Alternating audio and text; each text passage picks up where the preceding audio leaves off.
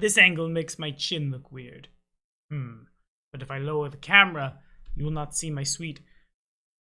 Why the don't I understand how mirrors work? My sweet...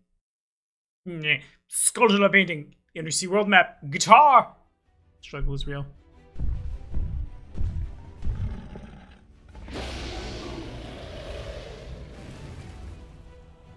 What's going on, guys? My name is Tommy. Welcome back to the channel. Welcome to the first episode of min-maxing for fun and profit in my new place. Last week was fun. Well, we'll talk about that later, probably. Somewhere around the time of that, 3 years on YouTube anniversary video that I need to make.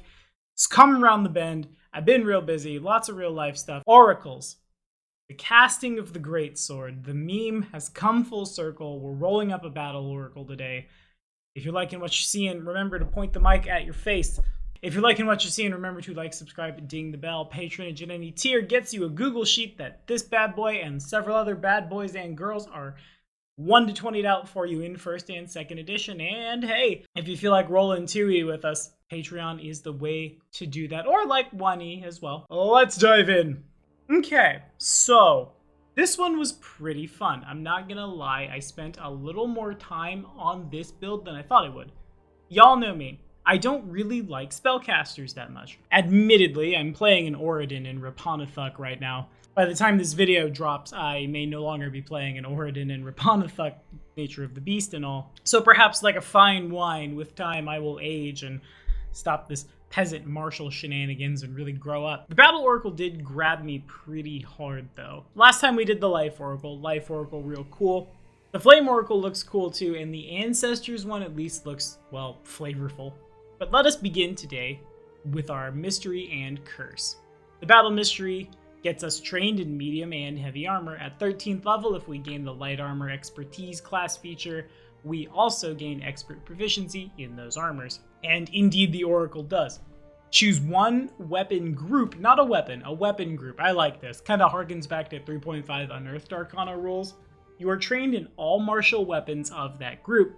At 11th, if you gain the Weapon Expertise class feature, you gain expert proficiency for martial weapons in that chosen group, and you get trained in advanced weapons as well. We get athletics, we get shield, we get the Might and Zeal domain. Y'all know how I feel about the Might domain. It's dope. When our curse is manifested, remember, it's kind of like a medium in 1E. If you cast the spell with the Revelation trait, it causes your curse to progress by 1. At minor curse, it's a -2. Status penalty to armor class and saves, but each time you make a strike, you can suspend these penalties until the start of your next turn. So it's almost like a weird not barbarian rage, especially as it ticks up. At moderate, the strain of conflict wears upon your body, even though you gain vitality from it. Making a strike reduces the penalty from your minor curse, rather than just nixing out to -1. You gain a +2 status bonus to weapon and unarmed damage rolls, and fast healing equal to half your level, while in a non-trivial combat encounter. Pretty darn good. At major curse, your body proves capable of truly heroic feats, but doing so interferes with your mental focus. Your moderate curse's fast healing is equal to your level. Its damage bonus is +6. You gain a +1 status bonus to weapon and unarmed attack rolls, but I'm really tired of this meme, but I'm just gonna keep doing it, I guess. Welcome to 2nd edition. You are 2. So since we only ever get up to expert proficiency at first, Curse of the Hero's Burden almost looks like a trap, if I'm honest. Why would I want to buff to my attack and damage at a cost of make it slightly easier for the bad guys to crit me when I'm still struggling in mid to high level play to keep up with like the barbarian and the fighter and stuff? I'm gonna get out ahead of that one. There are 2 ways we're going to do this. And this is kind of the beginning of where the build started to get real weird and wonky as I was putting it together. To suspend stuff with strikes rather than strike, we will do my favorite thing in TTRPGs, cheat, by casting Spiritual Weapon. Yes, we are literally casting the Great Sword now. We've used Gorham's avatar as the art for a reason. We're gonna worship Gorham. We're gonna be the meme. We're gonna cast us some Great Sword. When you cast this spell, the weapon appears next to a foe you choose within range and makes a strike against it. Each time you sustain the spell, you can move the weapon to a new target within range and strike with it. That seems to be enough language there that you are making a strike, not like the weapon is pseudo-intelligent, because of course it's not. And since the spiritual weapon uses and contributes to your map, Yeah, no, that seems to be a strike for me. And this strike is coming down with a spell attack roll, which means we can attack with our charisma, which means we can attack with much better proficiency, which probably means we're actually going to be able to hit a thing. Welcome to the wide world of one of our definitely signature spells. And remember that this is sustained. That will come in handy later. We got a couple ways to cheat this one in, but the other side of that, when we are in fact stupefied too, when we are in fact taking a huge penalty to our DCs, our will saves, spell attack rolls, and so on, but we have this giant buff to damage and a hit even. Oh, why not cast a True Strike? Why not, for one action, roll with advantage, help make up for the fact that we're not as good at swinging as the fighter is, or actually, in fact, might be just as good at swinging as the fighter is. Remember, rolling with advantage means, statistically speaking, 51% of the time you're rolling 15 to 20. That should pan out really, really well. Now, anyway, on to that good. Today it's a human, of all the things. I really just want to feed it first level, and since the casters aren't getting that, a human who takes Natural Ambition as their first level ancestry feat to grab a first level class feat seems pretty good. Versatile Heritage for a general feat of your choice, also pretty clutch for us. The goal is to front load the crap out of this thing. Constitution and Charisma are the name of our background, whatever skill feat you want to jam in there. Of course, since we get access to a domain, we're grabbing Might. We'll talk about that more in just a moment. And for our starting ability scores, we're looking at a Strength of 12, Dex of 10, Con of 14, Int of 14. I think we might be able to smell what I'm doing here now. But if not, I mean, look at the sheet. You can see more stuff than I've talked about. Wisdom of 10 and Shaw of 18. Now, class feats out the gate. At level 1, Glean Lore.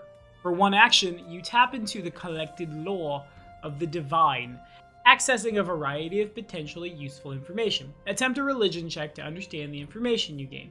The GM sets the DC similar to the DC to recall knowledge, potentially adjusting the DC of the check for topics far removed from your mystery. Crit success, you get that lore accurately or get a useful clue from the divine about your situation. On a success, you get 2 pieces of information, 1 true and 1 erroneous, but you don't know which is which. Failure, you recall incorrect information or get something misleading. Critical failure, you recall 2 pieces of bad information / gain 2 erroneous or misleading clues. Now, I'm gonna fully just admit to y'all here, right here now, that I don't like critical failures doing super bad things on skill checks anymore. I really used to, but it is still a little baby augury, which can be useful. Anyway, level 2 is where it gets fun. Remember how I said spiritual weapon is sustained? Yeah, I didn't think the Battle Oracle would be taking a witch dedication, but I guess that's our life, to immediately follow at level 4 with basic witchcraft, to cackle, to, as a free action, sometimes cast Greatsword. That's the most efficient casting of the bestest weapon ever. Damn, I'm still just real shook. This is days after making the build. Now I'm recording it just like, what? That makes no sense to me. But it's so good. Especially because we'll be real tanky if you need to move, if you need to free action strike, then like 3 action heal or something like that. Free action strike, 2 action heal somebody a little far away, raise a shield. It just looks real good. Like that's almost haste at level 4. I bet that plays out at the table real dope. Anyway, our witch patron will be Rune. I really want to steal some Amana Marth art because I feel like we could get some sweet runestones to my memory memes here, but I guess we're just ripping on Disturbed today. And part of the reason we're doing that is for 1/2 of our access to True Strike, but the other half of that on the other side of that, since we're going to be sustaining spells, I chose the Arcane spell list as they have the most diverse, at least right now, IMO summon list.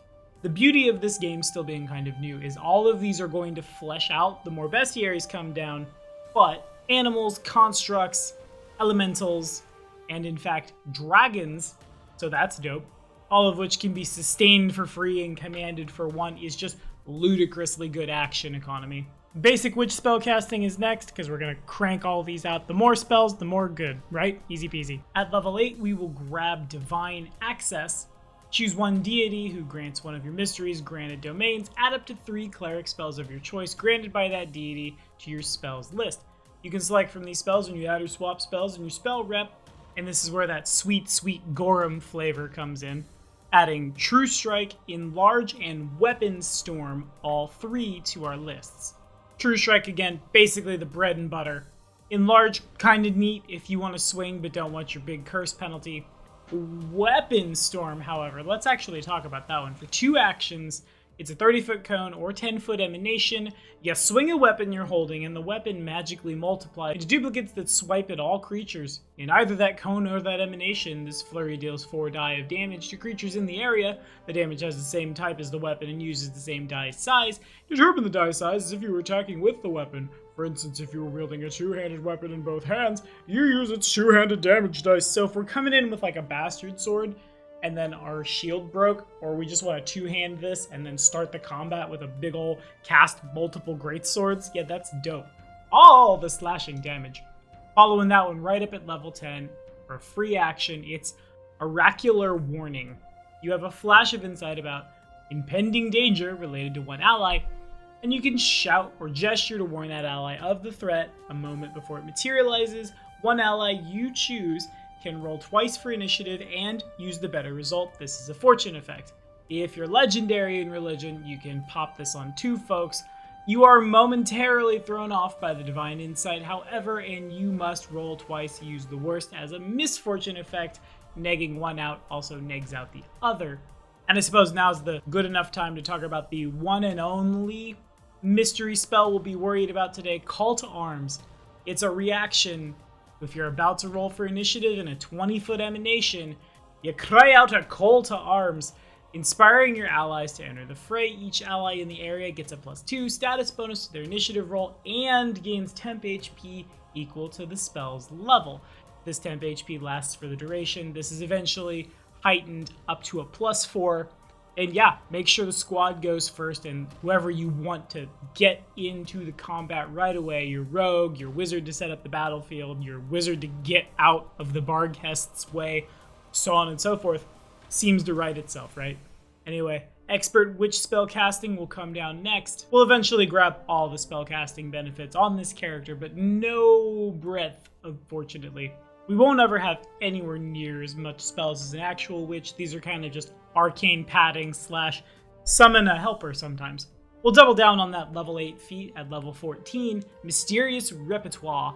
You can have 1 spell in your spell rep not on the divine spell list, in addition to spells you've added to spell list from things like Divine Access. You can cast that spell as a divine spell. You can swap which spell you add, and from which tradition you could as any other oracle spell. And I'm not going to tell you which one to pick. Really, that's entirely up to you. There are probably a lot of really dope sustained spells in this game that an oracle witch that feels like a barbarian, weird, can use and abuse here. Illusions? Yeah, Gorham doesn't like it, but you don't technically get your spells from him, so it's fine. Quickened casting at 16th helps us do that thing we want to do even more efficiently. Then Master Witch spellcasting to round out our casting powers. Finally, Paradoxical Mystery. Each day during your daily prep, choose 1 basic or advanced domain spell from any domain in the core rulebook, or another domain to which you have access, or any initial or advanced revelation spell from another mystery. Just grab all the things. It's super dope. It's like, do you remember in the 90s when you had those like game shows where kids on Nickelodeon would go to Toys R Us and they had 30 seconds to fill the cart with whatever the hell they wanted and they could keep it for free? Yeah! It's kind of like that. Also, I didn't realize that those kids would grow up to hoard toilet paper in COVID. I'm starting to regret that those cartoons existed. They clearly taught us the wrong damn thing. Anyway, oof. Ancestry feats, natural ambition, we already went over it, then it's kind of boring, but here we are. Halfling luck, shared luck, guiding luck, incredible luck.